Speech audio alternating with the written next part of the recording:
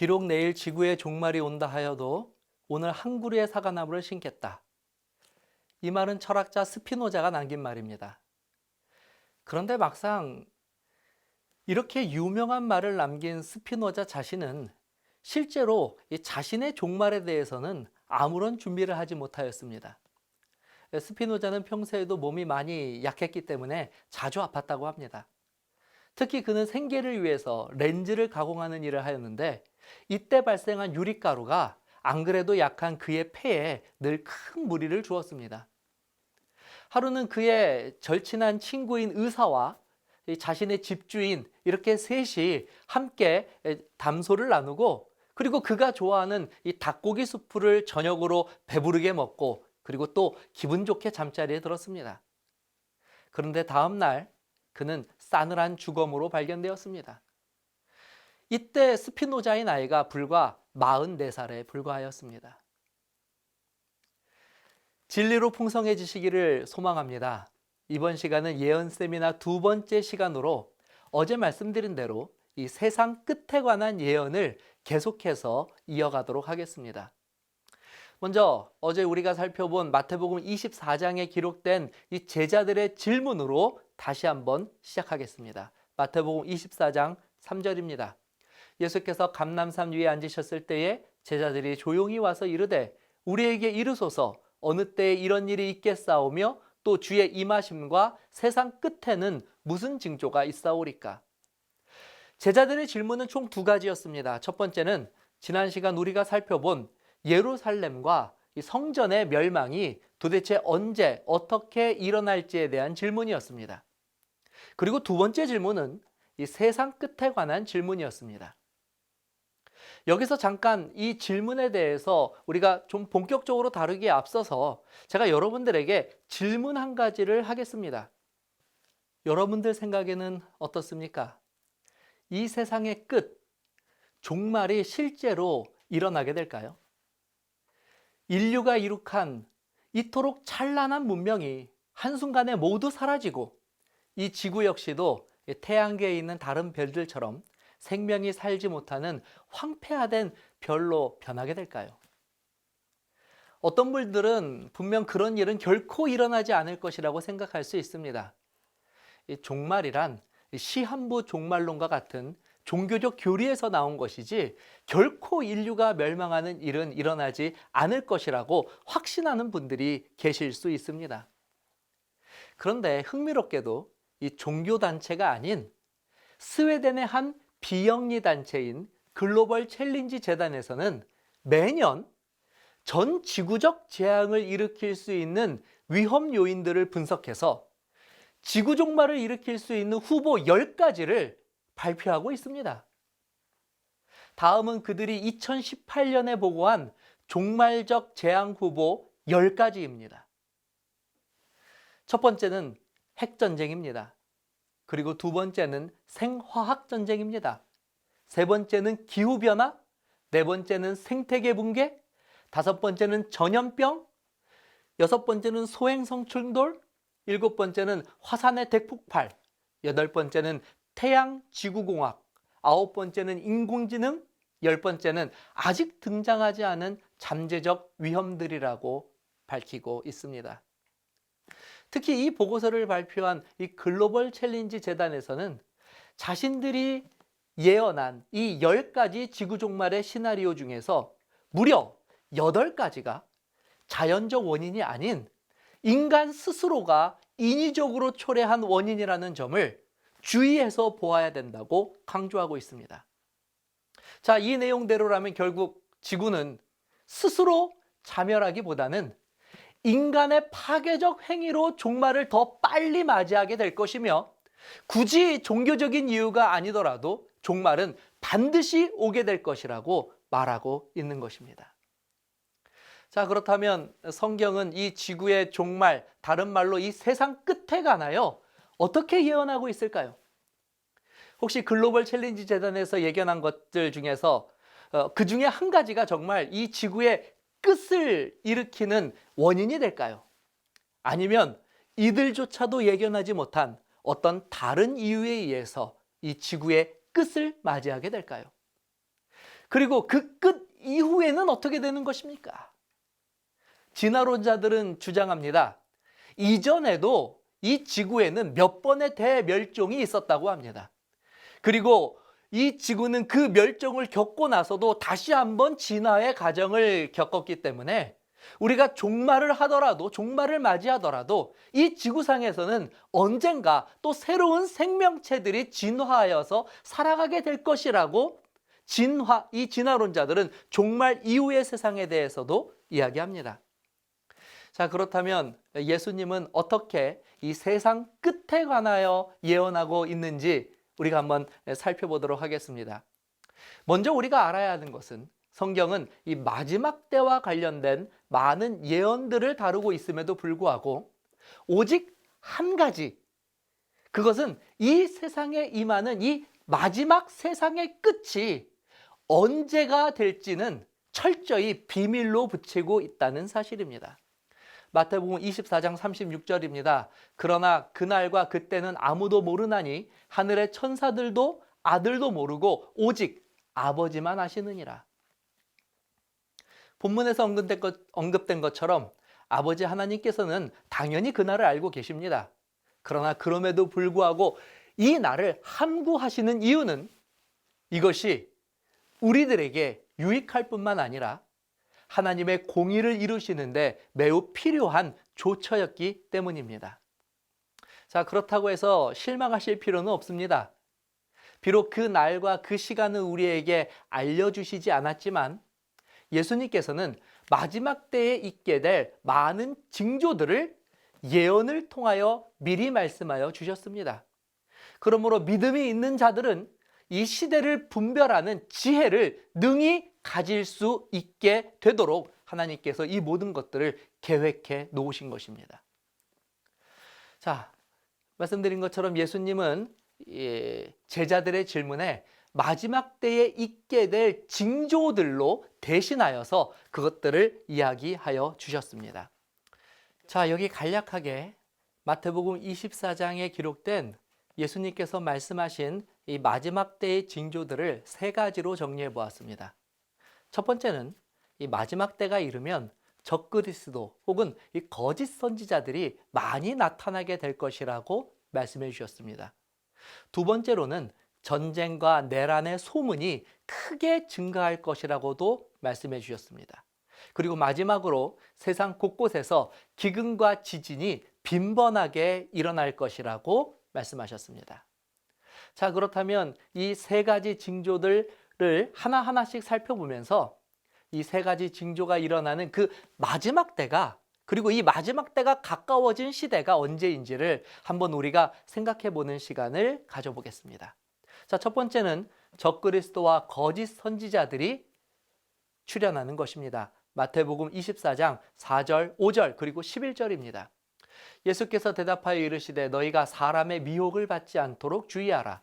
많은 사람이 내 이름으로 와서 이르되 나는 그리스도라 하여 많은 사람을 미혹하리라.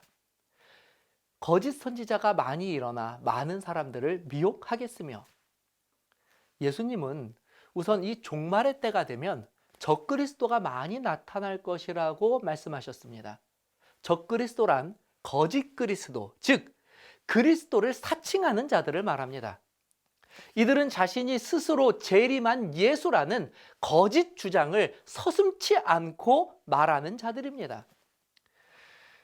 우리가 분명하고 또 반드시 알아야 하는 성경의 진리는, 성경은 언제나 우리의 구원자가 되실 분은 오직 2000년 전 나사렛에서 태어나신 예수님 한 분밖에는 없다고 우리에게 가르치고 있다는 것입니다.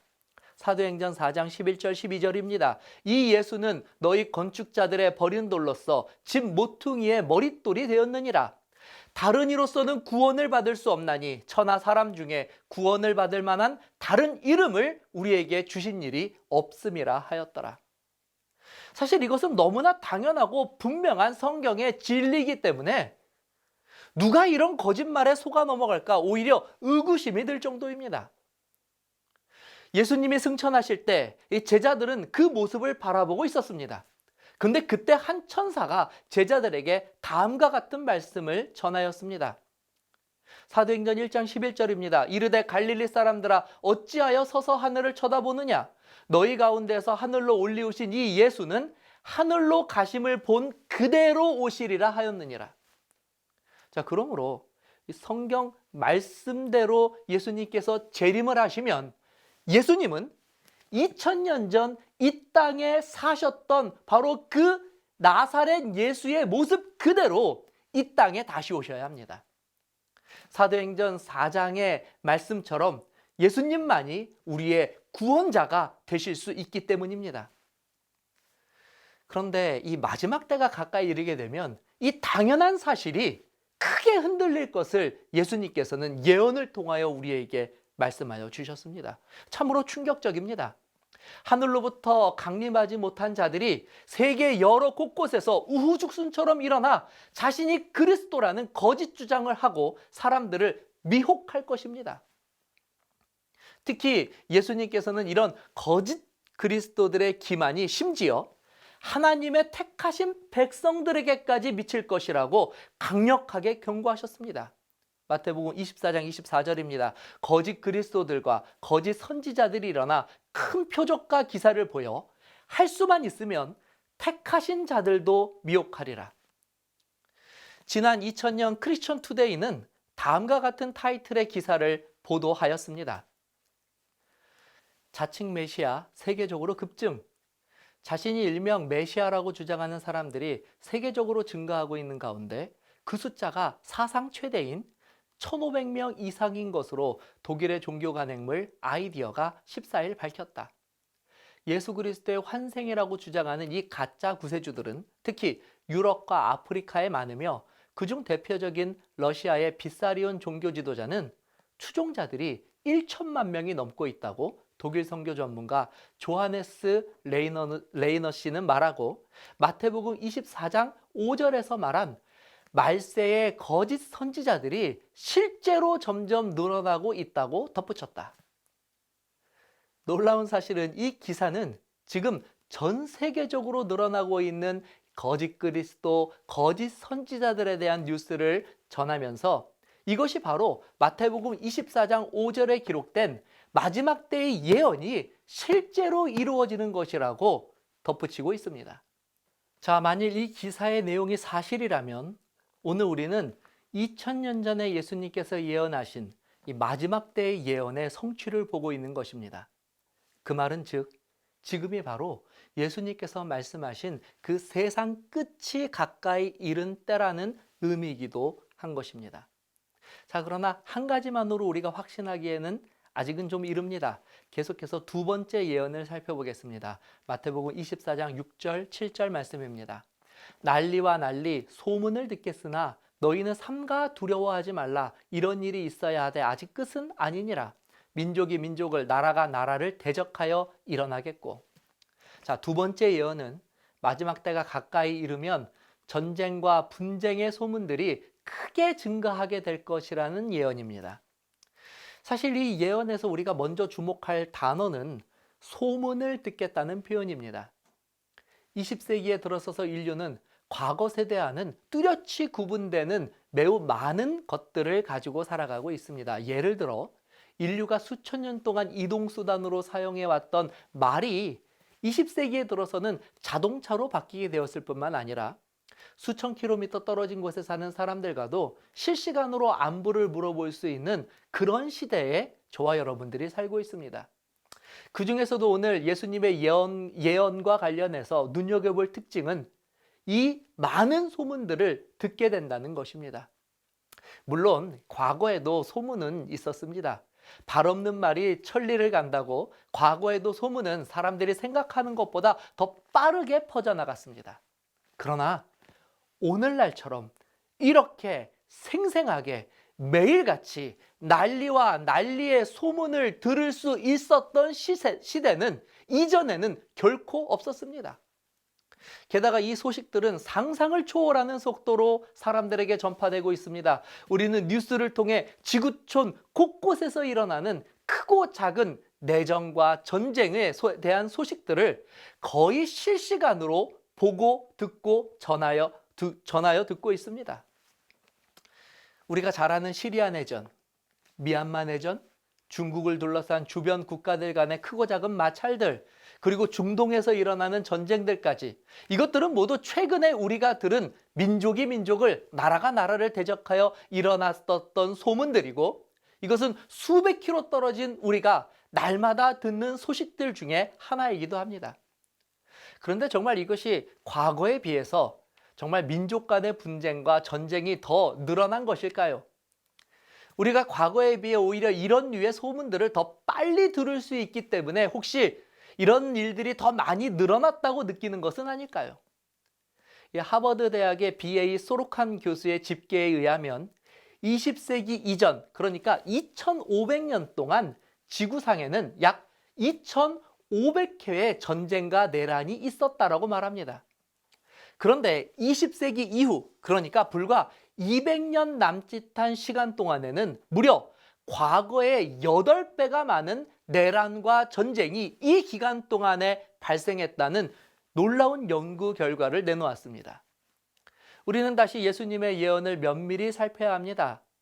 난리의 소문들을 듣는 이 일이 공교롭게도 우리가 살고 있는 지금 이 시대를 특징 짓는 가장 중요한 현상 중에 하나가 분명하기 때문입니다.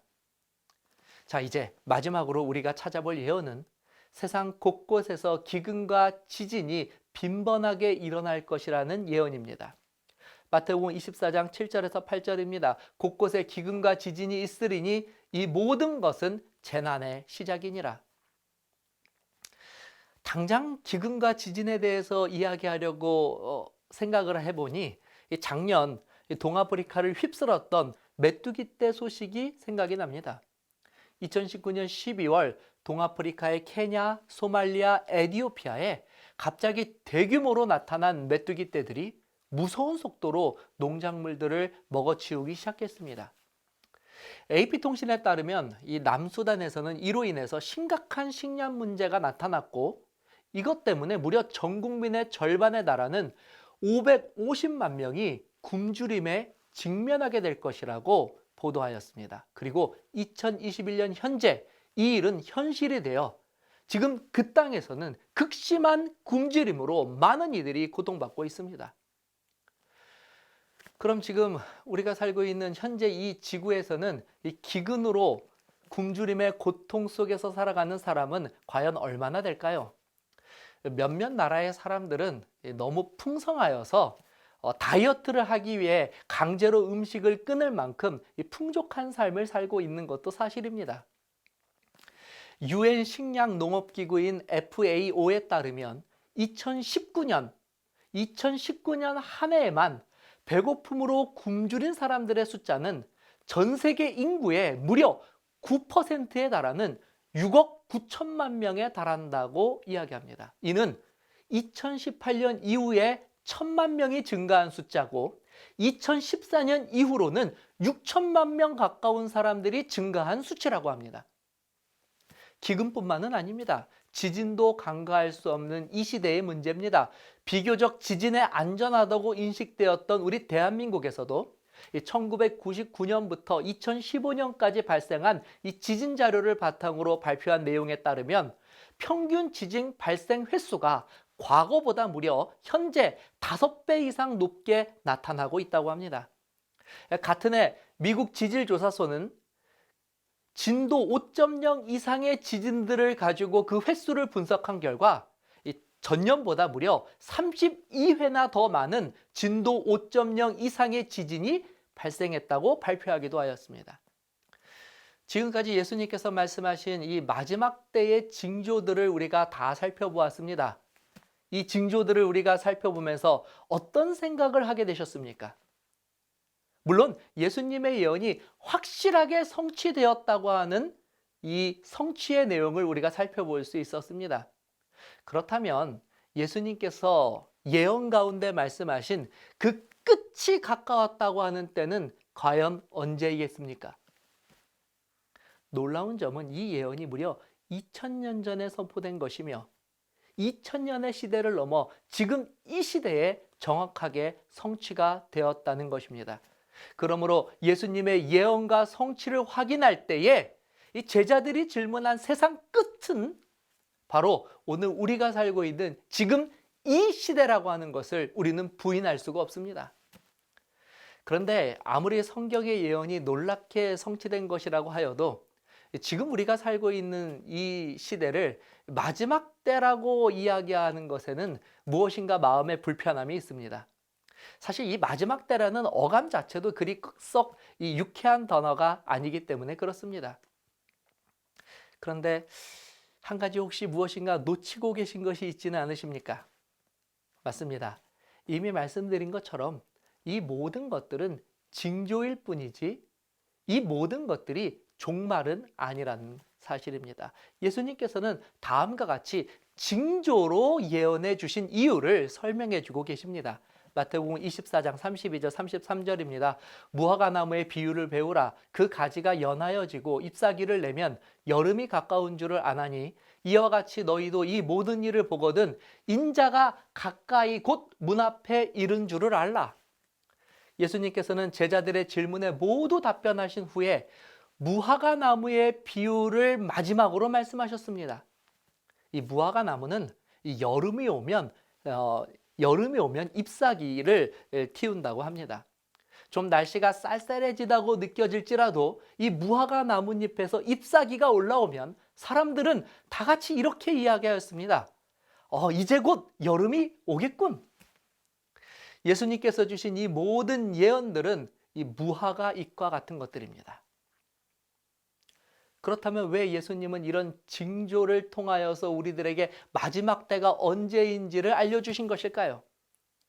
자, 어제 우리는 이 예루살렘이 멸망할 때 이 예루살렘에 살고 있었던 그리스도인들이 예수님께서 보여주신 징조를 보고 이 로마의 공격으로부터 이 잔인한 로마의 공격으로부터 이 그리스도인들이 모두 생명을 구할 수 있었다는 놀라운 역사적 사실을 살펴보았습니다. 자, 그런데 오늘 이 마지막 때의 징조가 바로 이 예루살렘의 징조와 같은 공간에서 예언되고 있습니다. 그렇다면 오늘 이 같은 예언 속에 주어지는 이 징조 또한 같은 목적을 가지고 우리에게 주신 것이라고 하는 사실을 우리는 분명히 추측할 수 있게 됩니다. 다시 말해 이 말세의 징조가 주어진 것은 말세를 살아가는 사람들에게 무엇인가 희망적인 메시지를 주시기 위함이라는 사실입니다.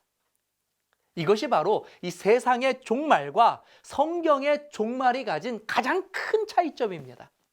세상의 종말은 말 그대로 끝입니다. 그래서 우리는 그저 받아들일 수밖에 없는 것입니다. 핵폭탄으로 망하든 환경 파괴로 망하든 운석이 충돌하든 피할 길은 없습니다. 그냥 그렇다는 것입니다. 물론 운이 좋아 살아남는 사람들도 있을 수 있습니다. 그러나 살아남는다고 해서 별다른 뾰족한 방법이 있는 것은 아닙니다.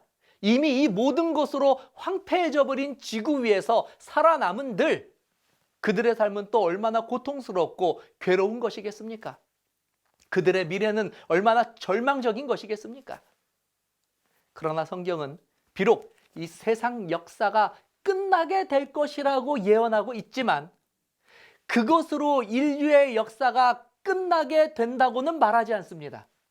다시 말하면 종말은 예언되어 있지만 종말이 끝이 아니라는 것입니다. 그럼 성경이 예언하는 이 종말은 무엇입니까? 성경이 예언하는 종말은 종말 이후에 대한 세상에 대한 하나님의 약속과 예언을 우리들에게 보여주고 있습니다. 계시록 21장 1절 4절입니다. 또 내가 새 하늘과 새 땅을 보니 처음 하늘과 처음 땅이 없어졌고 바다도 다시 있지 않더라. 모든 눈물을 그 눈에서 닦아주시니 다시는 사망이 없고 애통하는 것이나 곡하는 것이나 아픈 것이 다시 있지 아니하리니 처음 것들이 다 지나갔음이로라. 성경이 예언하고 있는 더 먼 미래의 세상은, 종말 이후의 세상은 결코 암울하고 비참한 그와 같은 미래가 아닙니다. 오히려 성경의 종말은 종말 이후의 세상에 대한 소망과 희망을 갖게 합니다. 자, 그렇다면 어떻게 이 지구의 종말이 이른 시점에서 이런 극적인 변화가 일어날 수 있게 되는 것일까요? 도대체 새하늘과 새 땅은 무엇이고, 그 새하늘과 새 땅이 있다면 그곳에 들어갈 수 있는 방법은 또 무엇이겠습니까? 예수님의 말씀처럼 징조가 우리들에게 진정 말하여 주고자 하는 그 핵심 의미는 또 무엇일까요? 이 질문에 대한 대답이 역시 이 제자들의 질문 속에 숨어 있습니다. 그리고 우리가 오늘까지 살펴본 이 말씀 속에서, 그 예언 속에서 사실 이 대답이 여러 번 반복되어 공개되기도 하였습니다. 자, 그렇다면 함께 다시 질문을 우리가 살펴보도록 하겠습니다. 마태복음 24장 3절입니다. 예수께서 감난산 위에 앉으셨을 때에 제자들이 조용히 와서 이르되 우리에게 이르소서 어느 때에 이런 일이 있겠사오며 또 주의 임하심과 세상 끝에는 무슨 징조가 있사오리까? 제자들의 질문 속에 지금까지 우리가 간과하였던 아주 중요한 질문이 있음을 발견하게 됩니다. 예루살렘이 멸망하고 이 세상의 끝이 이르는 질문 속에는 조금 이질적인 질문이 하나가 더 들어가 있습니다. 그 이질적인 질문, 모두가 망하는 이 질문 속에서 단 하나 망하지 않고 새롭게 오는 질문, 그것은 바로 주의 임하심에 대한 질문이었습니다. 여기서 말하는 주는 바로 예수님을 가리키는 단어입니다. 그러면 도대체 예수님이 다시 오시는 사건과 이 세상 끝이 무슨 관계가 있는지, 그리고 이것이 어떻게 말세를 살아가는 우리들에게 새로운 희망과 소망이 되는 소식인지는 우리가 다음 시간에 그 해답을 한번 찾아보려고 합니다. 그러나 분명한 사실은 오늘 성경은 우리들에게 이 마지막 때에 대한 징조를 예언하여 주었고 그 모든 예언이 성취되었으며, 더 분명한 사실은 그 종말로 우리들의 인생이 끝나지 않게 된다는 것입니다. 희망을 갖게 되시기 바랍니다. 소망이 이 안에 있습니다. 바로 내일 우리가 그 소망에 조금 더 가까이 다가가게 될 것입니다. 내일은 더욱더 놀라운 예언의 말씀으로 우리가 함께 말씀들을 살펴보겠습니다. 많은 참여 부탁드립니다. 감사합니다.